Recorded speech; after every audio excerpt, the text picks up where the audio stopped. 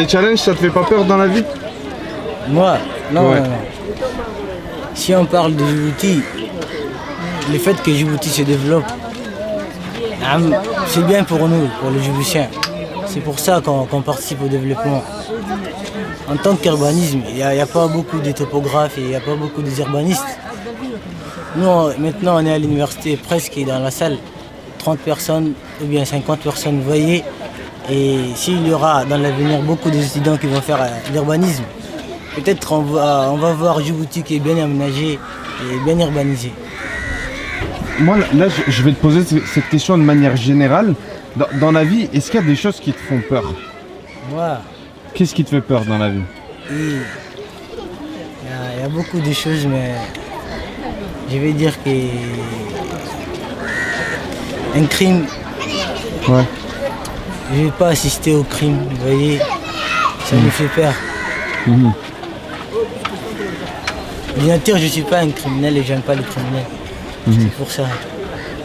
Et inversement, qu'est-ce qui va te faire le plus plaisir de voir quand tu te promènes dans les rues? Qu'est-ce qui te touche le plus? Qu'est-ce que tu aimes le plus? Ce que j'aime pour l'instant dans mon pays, comment dirais-je,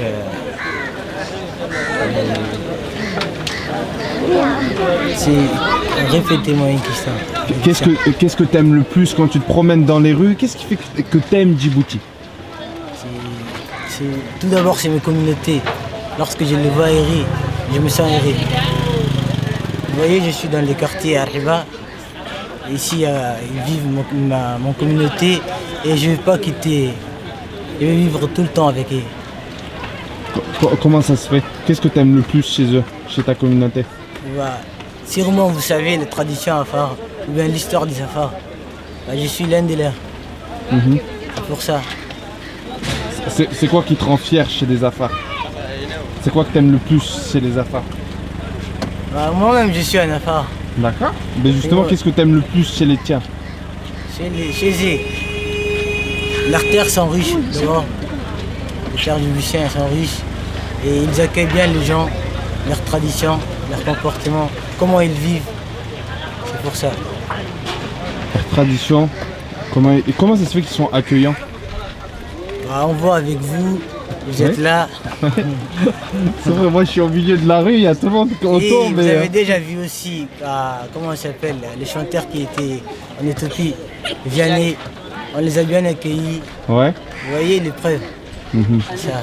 Mais comment ça se fait que c'est naturel d'être accueillant comme ça? Peut-être qu'il est dans notre sang. Uh-huh. C'est comme ça. Tu penses qu'il y a quoi d'autre dans le sang des Afars? Comme qualité Les justement? guerres, La rigueur? non la guerre. La guerre? Oui. Ah, donc ce sont des guerriers? Oui. Uh-huh.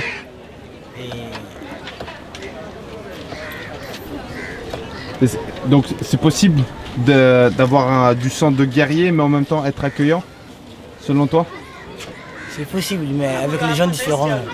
Mhm. Certains on les accueille bien et les ennemis, on les tue. Ça. Qu'est-ce que...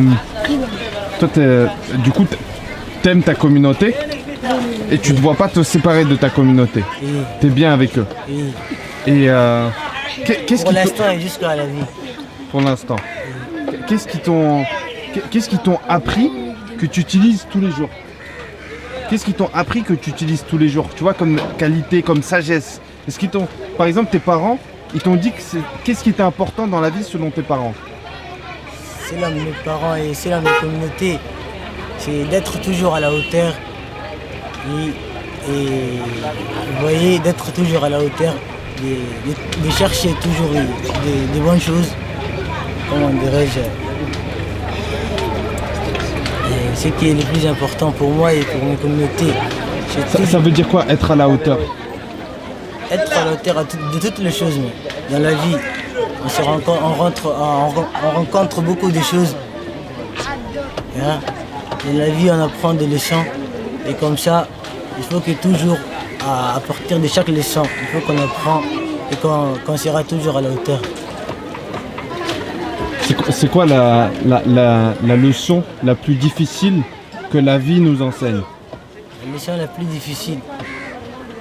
La leçon la plus difficile. Pour moi, jusqu'à aujourd'hui, J'ai toujours réussi. Et c'est quoi la leçon la plus difficile que la vie elle t'ait donnée?